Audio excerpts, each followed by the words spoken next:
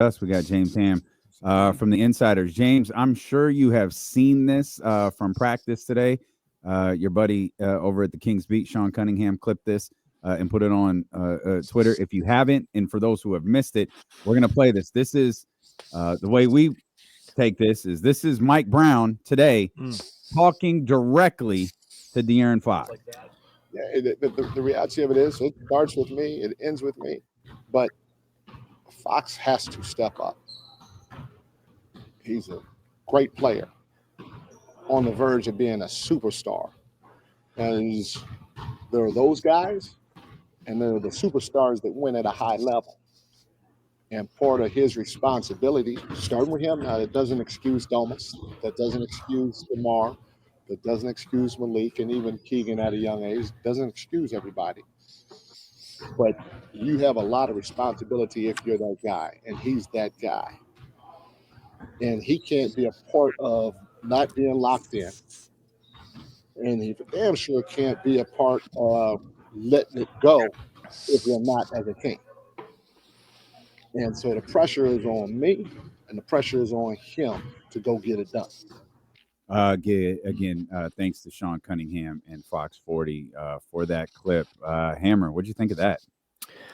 Yeah, I mean, this isn't the first time we've heard Mike say something like this, but to be honest with you, like the tape never lies, and there's a reason why the Kings get off to slow starts, both in the third quarter and in the first quarter, and a lot of times they're just not hitting the gas coming out of the gate, and when De'Aaron Fox is engaged 100% and flying around the court and putting pressure on the opposition, both on the offensive end and defensive end, the Sacramento Kings are a different team.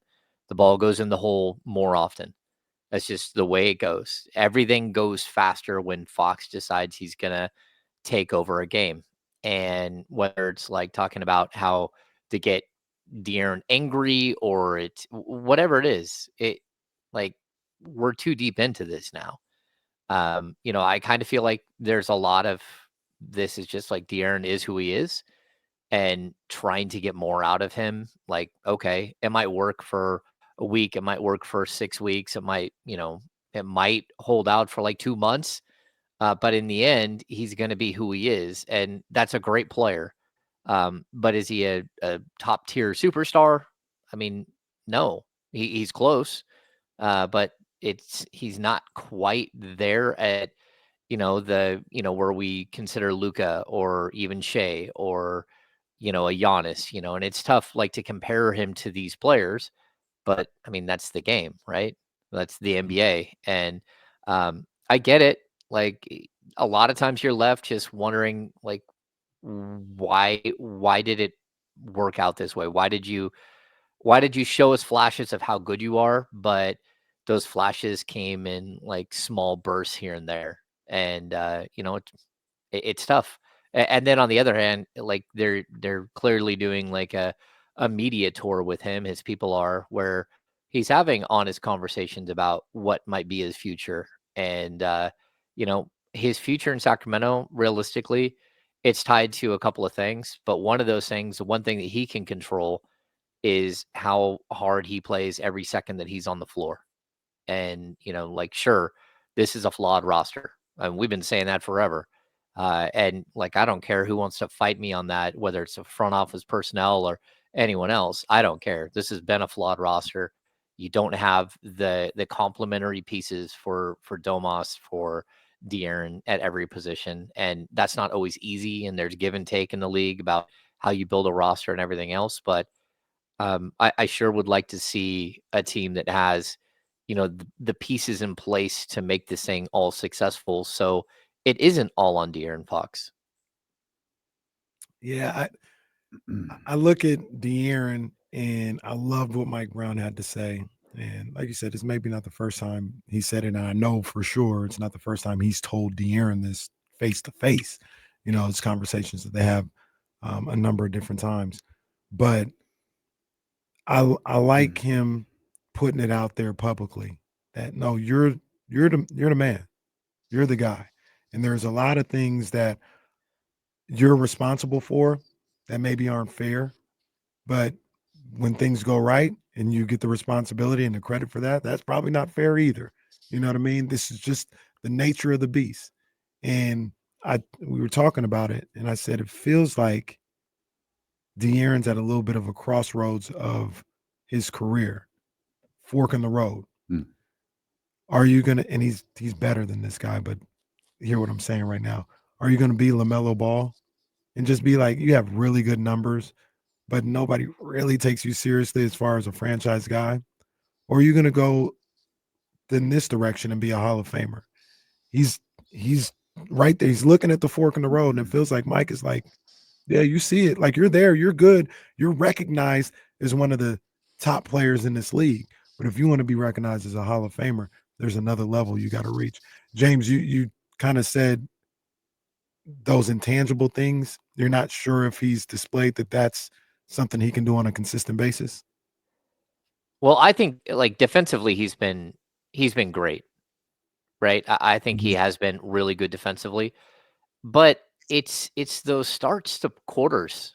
It's like, again, I think he's done a really good job of taking over with the second team and sort of putting the team on his back for stretches when it's not the starting five in the lineup.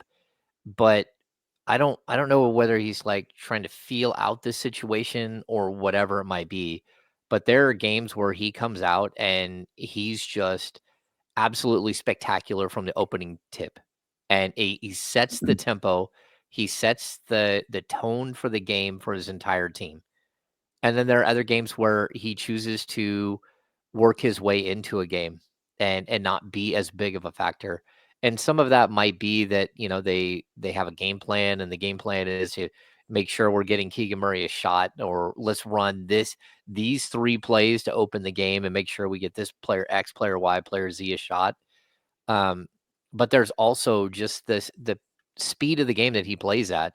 We watched it in the Denver game the other night, where there was a point in the game where he just started changing speed, like speed and direction so quickly that Denver was just like, I don't know what to do with you. And he was just going right at them and scoring every single time.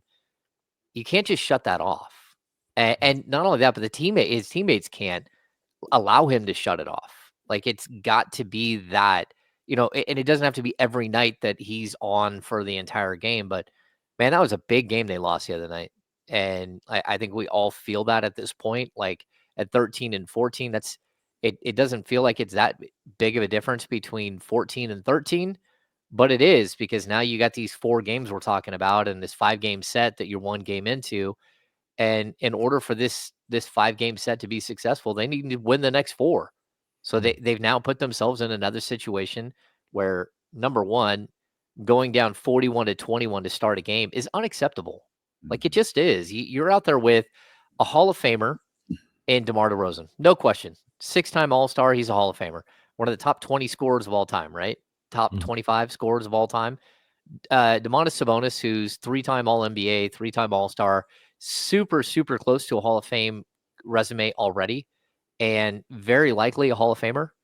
And then you got De'Aaron Fox. And on top of that, you got a number 4 pick at your power forward spot, and a guy in Malik Monk who's playing out of his mind. So, like, look, this team should be better than 13 and 14. And I think it's on all of them, including Mike Brown, to figure out, but also including Monty McNair and Wes Wilcox to figure out the holes in this roster and piece it together without gutting the roster. And that's a difficult thing. And, like, Kyle and I talk about this all the time, but he's all in on trading draft picks and everything else. And I'm looking at this like, hey man, you want to go ahead and trade that 2027 or 2028 draft pick when DeMar DeRozan's no longer on this roster? Like, it's a tough situation to be in if you're Monty McNair. And Monty ain't gonna be here. If whatever Monty does, he ain't gonna be here. If he fails with whatever he does, it don't matter, because they ain't gonna be his picks. No, I agree. And, that's the old Jerry Reynolds ism. Jerry says, if you have a 5-year plan as a NBA GM, you have no plan at all. That's it. You got no plan at all. So this is that moment where, man, it could hurt, but you have to improve this team right now, or you have to admit that they're not good enough and break it up and do what other teams do, when you get to this point and see if you can salvage a couple of players and build around those guys and start this thing over. Because that's kind of where you're at. I mean, you're at the bottom of the Western Conference standings. You're in the bottom 3 teams in the Western Conference standings. Like, that's a tough reality, but hey, nobody's crying for you. Like, go out there and number one, go out there and play better. But number 2, go out there and get this team help. Like, it's pretty simple. Is it? How we going to word this question?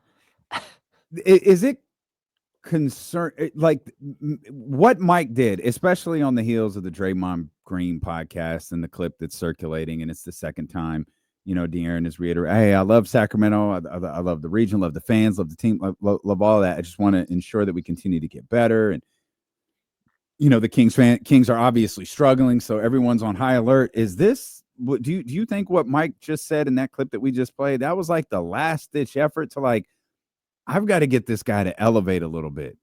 And we're kind of at the point where he's either going to do it as a Sacramento King or he's not.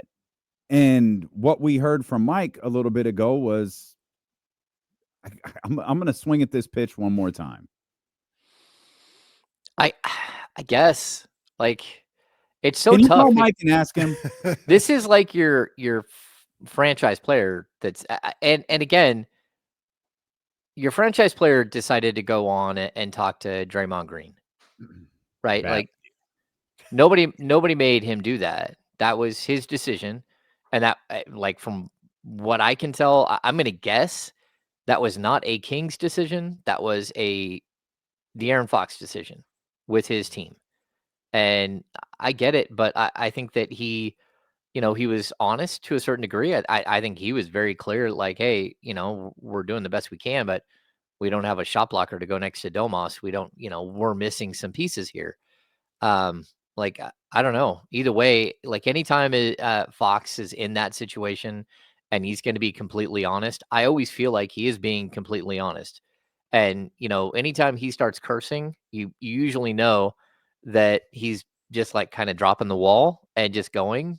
And that's fine if he wants to do that. But it's also Mike's responsibility to make sure that he's putting forth what his stance is as well when it comes to this team and these players and how they all piece together. And you hope that, they can all work it out together. But, I believe Fox when he says, I would love to play in Sacramento my entire career.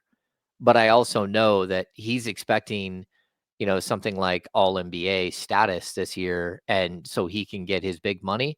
And if not, the Kings are going to have a tough time retaining him. And in order for him to get to that point, like, he has to be that player that he was 2 weeks ago, not the one that the last 5 or 6 games, I guess one game he had 29, but like that hasn't reached those standards that we saw earlier in the season. Like, when he was all alone and he put up 60 one night and 49 the next, it just shows you how good he can be. Yeah. And then when you don't get that, and we're going out with 2 or 3 weeks where he's gone from 29 point something points per game all the way down to 26 points per game. And that means that he's taken a huge step back during that time as far as statistically. I don't know if he's averaging 22 points or 23 points over that stretch, but like, well, the can't other show one me everyone points at Hammer was it Dylan Brooks? Was it the Houston? Someone piss him off versus Houston? Dylan Brooks. And it was like, yeah, Fox just kind of took this game over after someone pissed him off. And they wound up beating the Rockets. And then that was the one where, like, why can't De'Aaron play like this all of the time? And it's like, all right, I get, not playing mad all of the time, but I can't remember. I think it was Dylan Brooks. It was because that was the one where he's like, yeah, they don't come back chirping very often. Yeah. Well, don't wait for somebody to chirp. Just go bust their ass. Yeah. And and part of me felt like Mike was like, bro, you can bust all of them. Like, you could break all of them down. Mm-hmm. And man, I feel like sometimes he takes and I think this is what Mike was talking about at the end of that. He takes the tempo of the team instead of setting the tempo for the team. Which is why he told him, don't let go if everyone else has let go. Mm-hmm. Well, I'd also say this too. Like, Mike Brown was around Tim Duncan. He was around young LeBron James. He was around Kobe Bryant. He was around Steph Curry. Like, he knows what greatness looks like every single night and what the expectations are for greatness. And, like, it doesn't matter what aspect of the game we're talking about. Like, he's seen Steph Curry, the work that Steph Curry puts into being a great player, and how Steph takes ownership in every single game of what's going to happen, win or lose. There is an ownership that Steph takes to a game, and that LeBron and that Kobe and that Duncan, like all of these players that he's been around. And I don't think he's saying, "Hey, Fox, you're not that guy." I think he's saying, "Fox, you are that guy, and I need this out of you. I need more out of you. I need this to be who you are every single game, where you are actually setting the tempo." And even if you go back and watch the Draymond video, again, I don't know if you guys have played any of it, but like Draymond Green was very clear, like Mike Brown is in Draymond's eyes a defensive guru. He's like, he talks about it like very specifically. He's like, Mike Brown is a great defensive coach, and you guys don't play defense. I don't understand. And kind of put it on De'Aaron to answer, and it's like, yeah, it's consistency. It's trying to figure out. And we talked about how Mike showed him the papers that said, hey, in order to be a great team, you have to play defense. There's only been one team that was outside of the top 10 to win an NBA championship. Like, you have to play defense in order to win. And I think Fox has listened to that, but also I think there's a point where Fox has to not only listen and be part of the solution, but he also has to, like, he has to hold his teammates accountable in every step of the way. And that's not always easy, but again, we are in year 8 or whatever it is. And you have to, like, sit there and get into other people, not just try to do it yourself. Yeah. And like we talked about, I loved what Mike Brown had to say. I loved him saying it publicly. I think when you really look at it, if you really understand what he's saying, it is one of the ultimate compliments to a guy like De'Aaron Fox. Like, you just laid out who he's played with or who he's coached with. He's seen the greatest of the greats. And he's telling De'Aaron Fox, you can be one of the greatest to ever do this. Not just a really good player in NBA history. You can be one of the greatest players of all time. You've got that. But it goes beyond the talent. It's the mentality. It's the approach. It's the night in and night out approach that you have to reach your full potential. And, I don't know if you want to call it a last-ditch effort or not, but it did seem like an effort to get De'Aaron to understand that. When we talked about it earlier, these guys that De'Aaron is trying to reach and we feel he has the same type of talent level as some of these guys, past or present, they don't miss the playoffs. They just don't. Yep. In the NBA, there's more than half of the teams make it's never in question. They always find a way. And it doesn't matter what their roster is looking like that year. That's why people talk about, oh, they need more. Man, they got De'Aaron Fox. And if you're one of those guys, if you're a Dame Lillard, if you're a Steph Curry, Kyrie, or all these other guys, like, it don't matter who else is with you. You got them. So the floor is the playoffs. Mm-hmm. And I think that's a lot of what Mike Brown is talking about. Like, and you guys kind of broke some things down. Maybe, you hear him on the podcast saying, well, clearly we don't have this, so we're not that good at this, and Mike might have been like, it don't matter. It's not supposed to matter. Mm-hmm. We got you. And I wonder if that was what was going on as well. Yeah, I don't know. I think this is all interesting. I hope it's not leading to a breakup. To be honest with you, I've said this I didn't think what any of that was. Yeah. I didn't think that's what Draymond Green show was about, and I didn't think that's what Mike Brown was doing today. I thought Mike Brown was being a great coach today. Mm-hmm. Yeah, and I've also said this like a bunch of times, like De'Aaron Fox will leave Sacramento when he goes to the franchise and says it's time for me to go. Like, I want out. They aren't going to, like, shop him unless they know he's not re-signing, or they know that they've come to an end with the relationship. And you're hoping that's not what happens here, that you don't like get to this point where he does say, "Hey, it's time for me to go." And I don't know how you avoid that because, like, look again, in order for him to make All NBA, just straight up, like, we can talk all we want about 29 points per game, or like someone said, "Hey, come on, you can't hold him to the standard of 60 points or 49 points." You know what? Like, I don't care what people think out there. Like, if you can show that you can do that, then show me that you can do that all the time. Like, and I'm not saying he needs to average 40 points a game or 60 points a game. What I'm saying is that there's a degree of physicality and intensity that De'Aaron Fox played with in those games that he has not played with in other games. That's it. And it doesn't have to be 60 points. It doesn't have to be 49 points. It doesn't even have to be 30. But what you have to know is every single game that he's on the floor the whole time. Every minute he's on the floor, everyone on the floor feels that. And I don't think that that's the case all the time. And that's what I mean. Like, I don't expect him to score 35 points a game. But look, if guys who are on 13 and 14 teams, they don't make All NBA. They don't. That's it.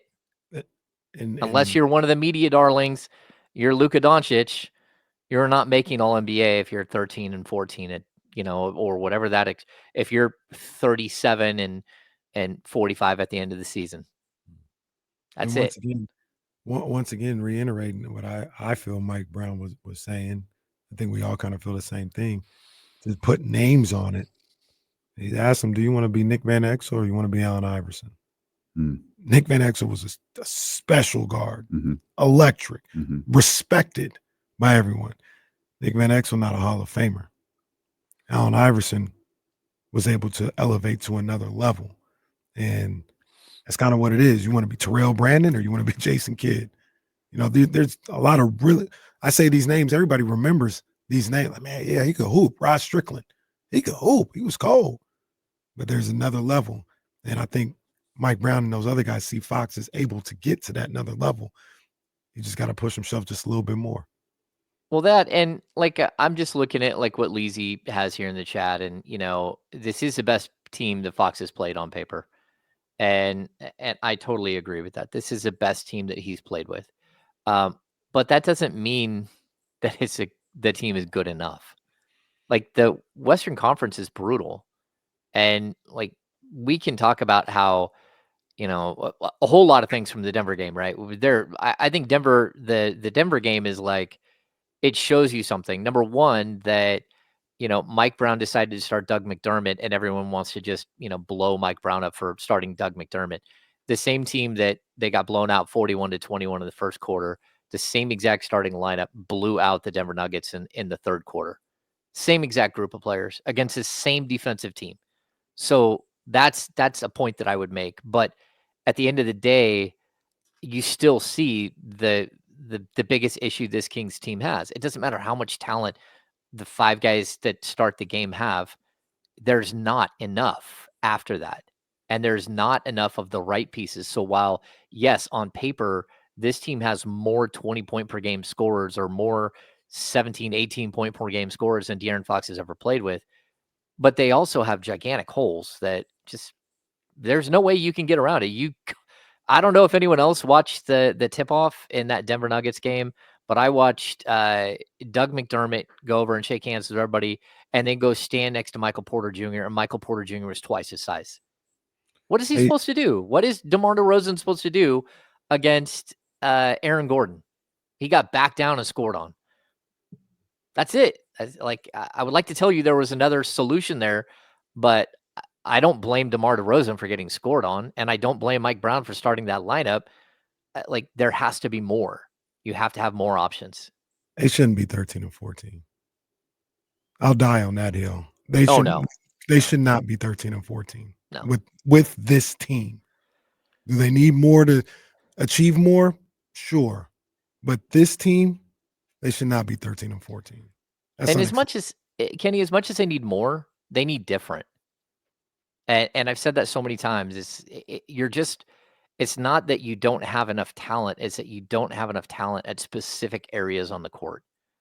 And again, I thought the Denver game just shined a bright light. You don't have Keegan Murray, and you don't have like your only options of anyone. Like Doug McDermott's listed as 6'6". DeMar DeRozan is listed as 6'6". You started him against Aaron Gordon and Michael Porter Jr. Mm-hmm. I've got a visitor. Is it a squirrel? All right, we're a dog-friendly show. The Pug Life. It's the Pug Pug. Life It's is. the Pug. Yeah. We'll come back. I have a kind of a unfortunate question about this De'Aaron Fox conversation that we'll ask, and then of course, the Kings are back on the floor starting tomorrow. Back-to-back games against the Los Angeles Lakers. That's all coming up. Steeler and KC with James Hammond, the Insiders here on Sacramento Sports Leader, ESPN 1320. That quote is, I get it, I think, but that's funny. Coach Tomlin said, the fine line between smashing grapes and drinking wine. That's a good line. That's a good line right there. That's a great line. That's my coach. Well, you don't even have him first out. Well, neither do you. This is Oswaldo. Oswaldo, what up? I'll let him talk into the mic for a minute. He sounds like the Cadbury Bunny.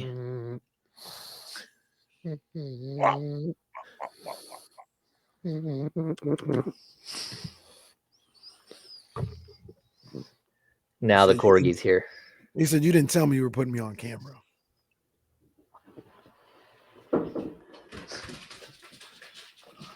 Now the corgi's here. Say bye. Bye. Oh. You leave too. You can't come up here. You'll bite me. Yeah.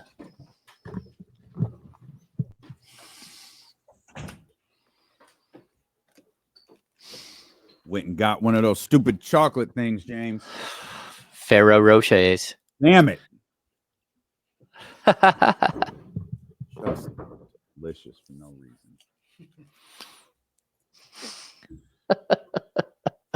Can't lie, Snack Gary's been kicking your ass this week, man. Yeah, not good, bro. Not good. Undefeated. My stupid ass sitting around drinking green juice. You know what'll go good with this? Chocolate. Moved on to the blueberry little bites now. Oh, Oh, I think that the little bites are gone, aren't they? I'm in Kenny Caraway mode. I got it in 2025, baby. There was one more little bites hiding in this fortress. Well, someone stashed it. It was good thinking. I should have stashed it. It was just hiding with the Ferrero Rochers.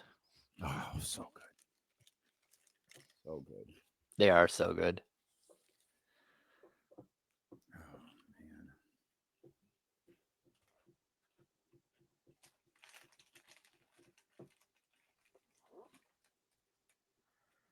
man. Are the playoff games Friday and Saturday? There's one Friday, right? And the rest are Saturday? I think Notre Dame is Friday. That'll put butts in the seats. Hmm. Who do they play? Indiana. Let's go Indiana. Let's go Hoosiers. Indiana better not get smoked. They looking a little funny, man. Maybe we can get that old UCF team together and get them in one of these playoffs. Damn, The real national champions.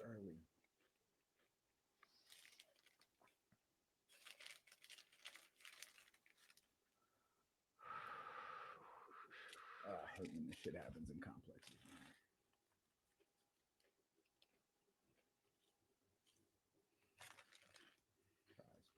Prize picks.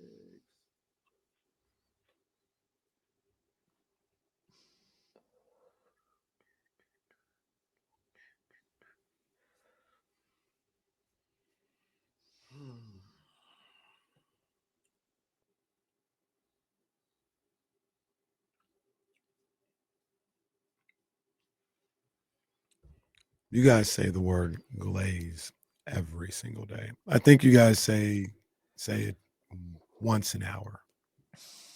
Oh, there's times where it just like it's nonstop.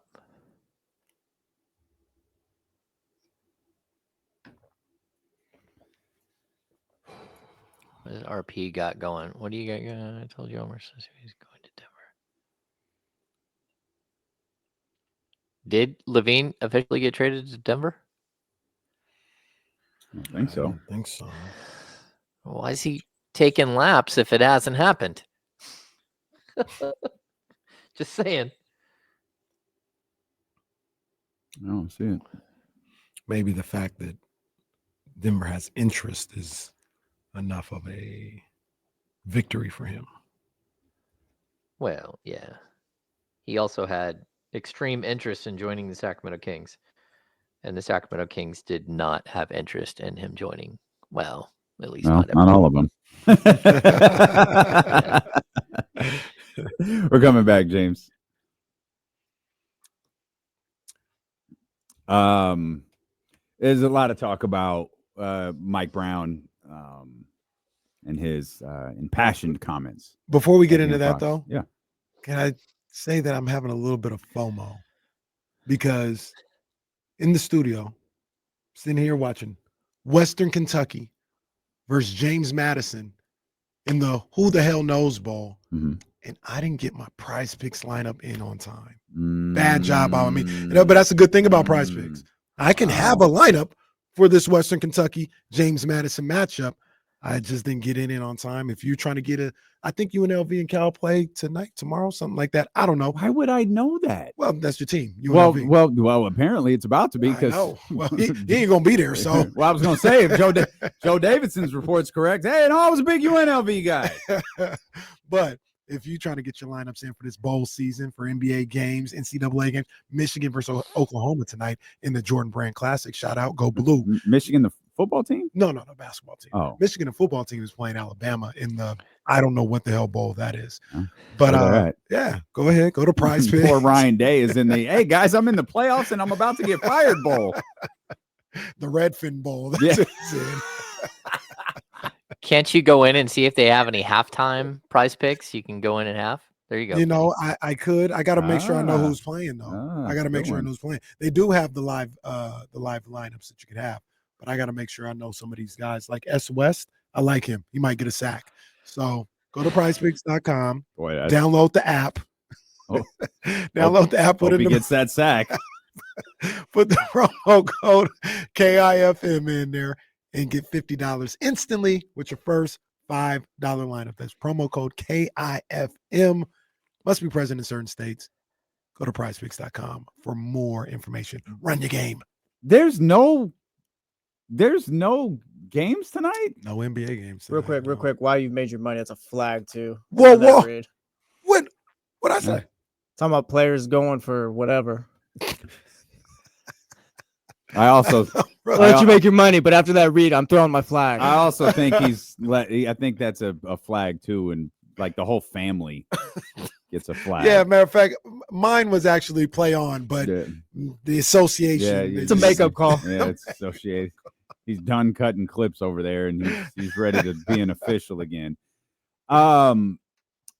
Talking about Mike Brown and De'Aaron Fox again, you know, Mike seemed to make this impassioned plea of asking De'Aaron to like step up and, you know, do these different things. And like Mike's not the first one to say that, and he's not the first one to say it publicly. I'm positive he's not the first one to say it privately. The unfortunate other side of this, gentlemen, is what if that's just not him? Like, what if that's just not De'Aaron? Like, De'Aaron doesn't. He's just not that. He is a guy who the game gets dictated to rather than dictating the game. Yeah, it's a tough reality because, to be honest with you, you see it so often that he has the ability, but like there is You see like the other side so often too, and I think that's what drives some fans crazy. Yeah, there is such a fine line between really good and great.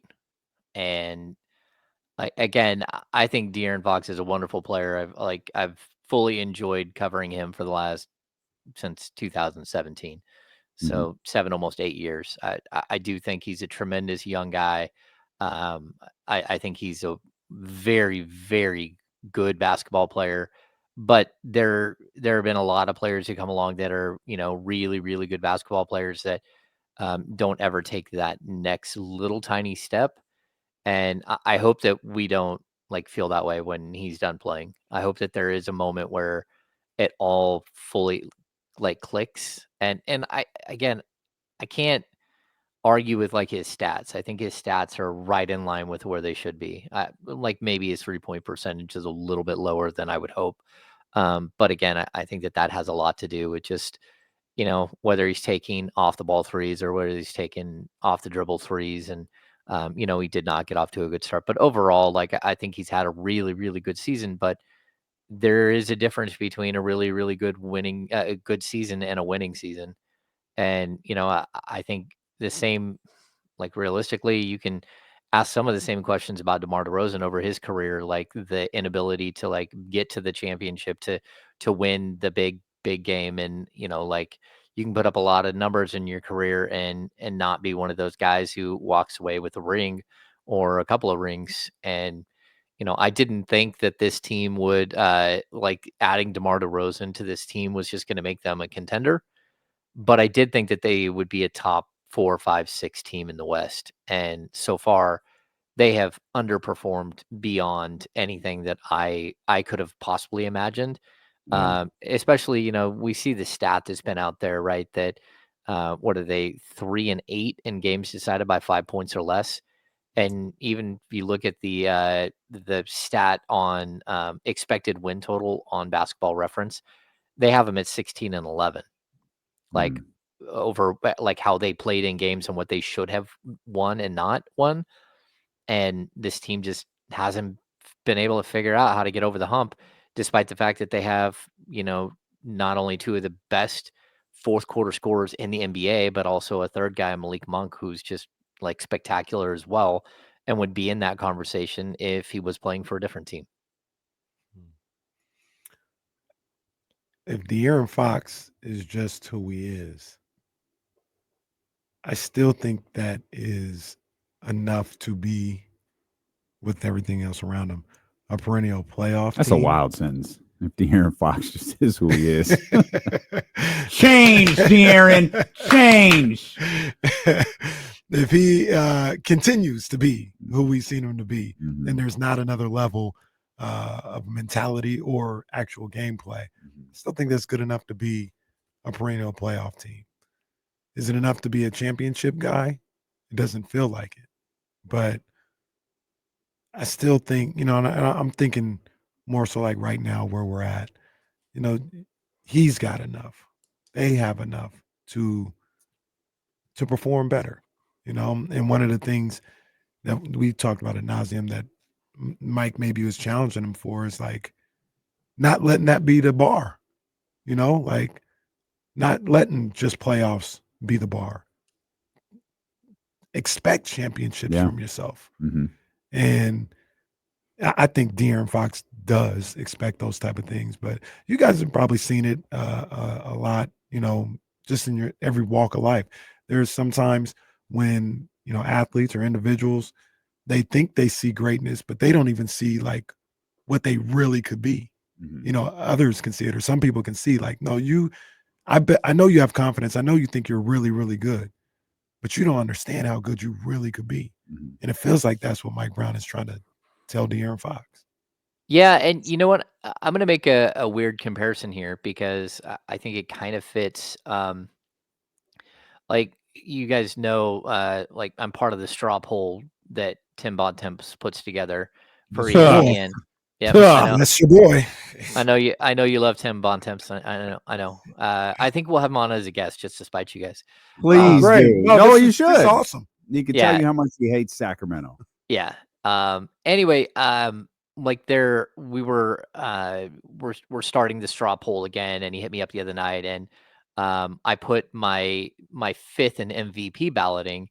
I went through and I had Shea, and I had Giannis, and I had Jokic, and I had Luka, and then I looked for my fifth, the number 5 in MVP balloting, and I don't think there's any way you can look past him. I think Karl Anthony Towns should be in the MVP conversation. Mm.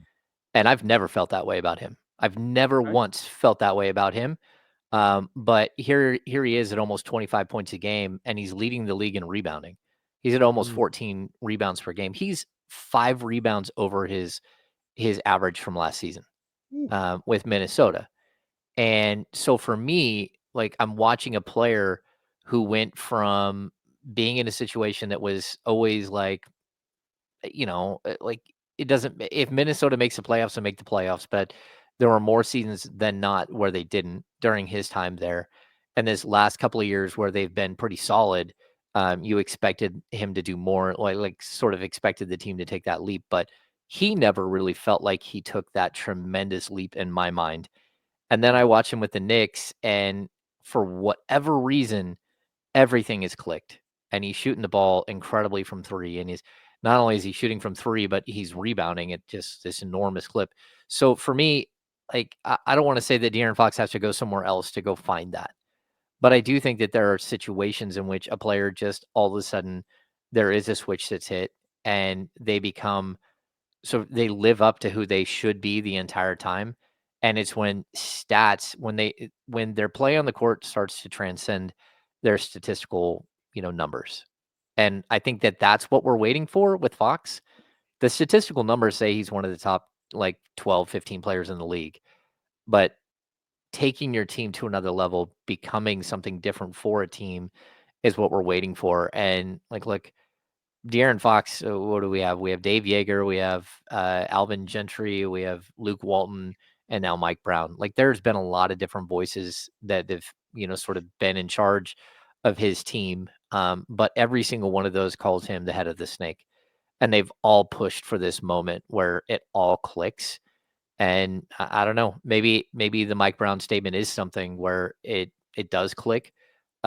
Maybe his conversations with Draymond and his conversations off the record with Draymond, because I guarantee you that interview didn't end when the camera stopped rolling.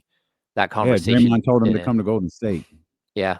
Well, Quite frankly, when Fox wins a championship, it's going to be because of me and the conversation Good. that I had That's with great. him. Yeah. And it's one of those things that De'Aaron Fox just has to understand. Be more like Draymond, right, BD? He's it's like the National Lampoon's dog. Just let him finish. Mm. He's your Yeah. fault. let him ride it. Just let him ride it out. Eddie's Let him dog. finish. Snot. Just let him finish. What's he got? Some Mississippi hound in him. Is that what he says? Some Mississippi leg hound in him. That's what I think that the line is. There we go. So this is all fun, James. We got games to win starting tomorrow, and the tough part, really, I mean, about this stretch, about the game on Monday, and about this entire conversation about, I guess, ending Fox's career with the Kings. They're actually playing well. I mean, they're not great on the defensive end, which is certainly problematic. And, well, if you just throw out the first quarter, it's not so bad against Denver. But, like, they're doing some things now that they weren't doing earlier in the season. And it feels like they've got a few more things that they've got to pull together, and they might be able to turn this around a little bit. No, I agree. Milwaukee Bucks as motivation, I guess. Yeah, I fully agree with you. I think that they are super close, and that's the frustrating part. They, I think, but like, to play into the bigger conversation here that Mike Brown keeps pushing forward is, again, you go down 41-21, you throw up 47 points in the second quarter. You have another big quarter in the third where you blow a team out. You go up 10 with 4 minutes left. And the Kings allowed an opponent to score on they allowed them to score 7 consecutive shots and an additional two trips to the free throw line.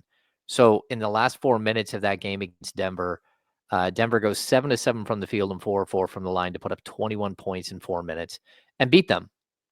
And that's what Mike is saying. It doesn't matter how good we are offensively. Like, go ahead and everybody tout the offense and everybody scream from the, that you want to see the number 1 rated offense again. None of that matters if you can't stop anybody. And, if they had one stop, they win that game. They have 2 stops, they win that game almost comfortably.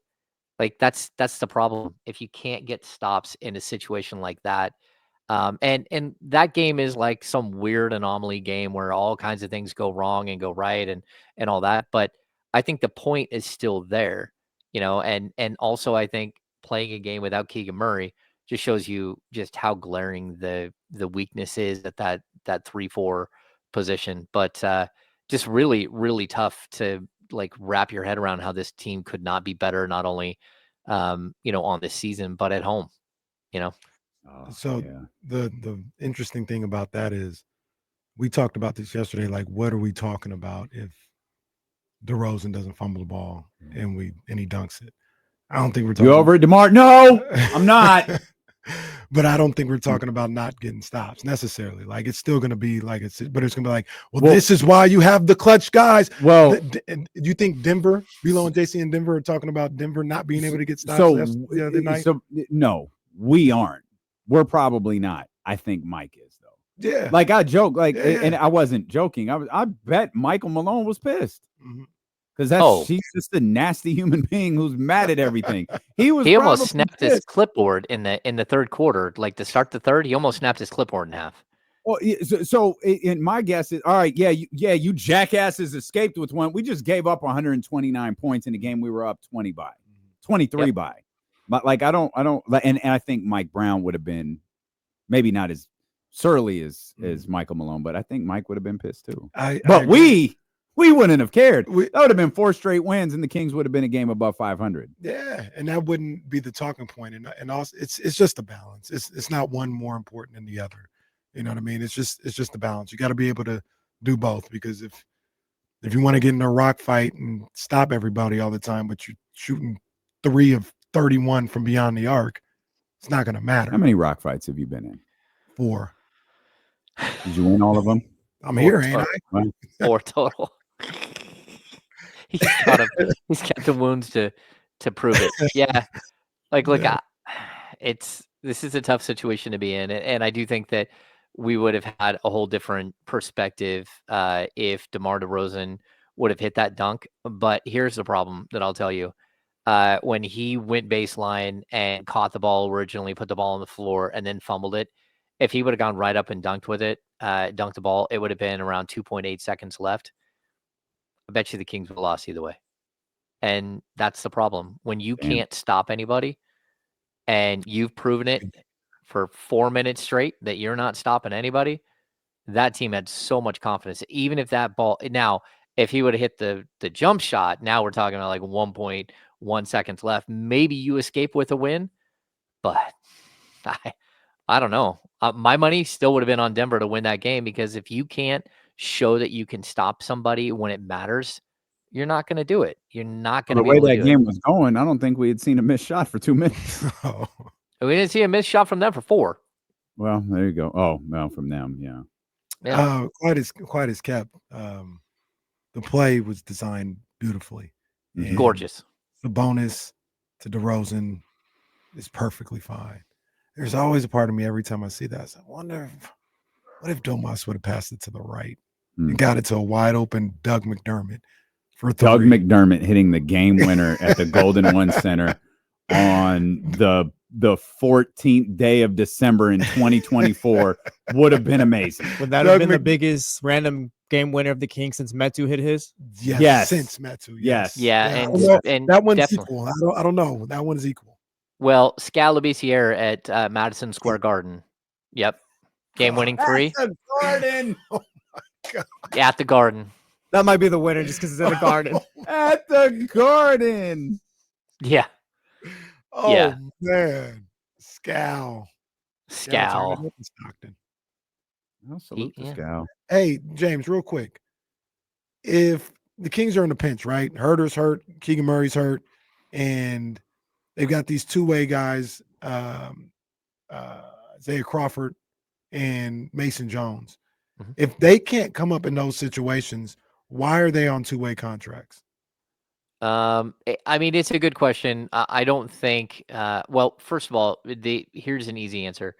you don't need to use those two-way days just to use them, right? So They need to I'm play. sure that they both still have plenty of days left, but there could come a point in the season where you're down like 3 or 4 guys, and you know that you're going to need those guys, and you want to have as many of the 50 days as possible, because it can be a long stretch of games, and they are capped at how many games they can play. It's not even how many games they can play; it's how many games they're active. And we're going to get to that point with with Isaac Jones, like very soon. I don't know how many games Isaac Jones has been active for, but I'm going to guess it's around like 21, 22. And so Mm. he's almost halfway there. And you're going to have to make a decision right around the All-Star break, what you're going to do with him. Whether you're going to sign him to a regular contract or you're going to just send him down to the G League and let him play down there until the end of the season. I'm going to guess that they will have cleared up a roster spot by then and been able to fit him into the roster spot. But that's, it's one of the realities of having two-way players. And I know, like, you can suit up 15 in a game. But that doesn't mean you have to suit up 15. And if you've got the two ways and you don't want to burn through a bunch of their days, plus, both of those guys have been beat up a little bit. I think there's a hand injury for Mason Jones, and he is playing, but he just came back after missing a game or two. And then Isaiah Crawford, has had issues as well. He had a leg issue. He is back on the court, but they missed time, so it might just be that they're not ready to play at the NBA level. We were so focused on De'Aaron. Does James, and you may not know this, you were busy hosting an award-winning radio show. Does anyone know about Keegan? No, I haven't heard anything yet. I haven't been able to watch the clips from practice. But yeah, we'll check that out. And I don't know. It was a weird one. I asked Mike Brown very specifically about him pregame. When did this happen? What are we dealing with here? And he said, he looked at us and like, I don't know. I just know he has a sore ankle and he can't play. And he looked over at Shannon. Shannon, do you have anything else? She said, no, I don't have anything else. And that was it. Well, to be fair, Mike Brown's the wrong person to ask. Yeah, Mike never knows. Hey, Mike, Kevin's back. Oh, yeah, I was in a meeting. I don't really know. So, yeah, Mike's probably – I don't know who you ask if you don't ask the head coach.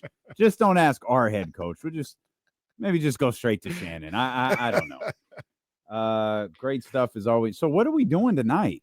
We're watching Michigan and Oklahoma on the Jordan Brand Classic. Okay. Stop playing. Let me try that again. What are the rest of us doing tonight? I got trivia night, and then I'm on the after party with the Chatty House. Yes. Okay. Chatty House after midnight. What is dark? it?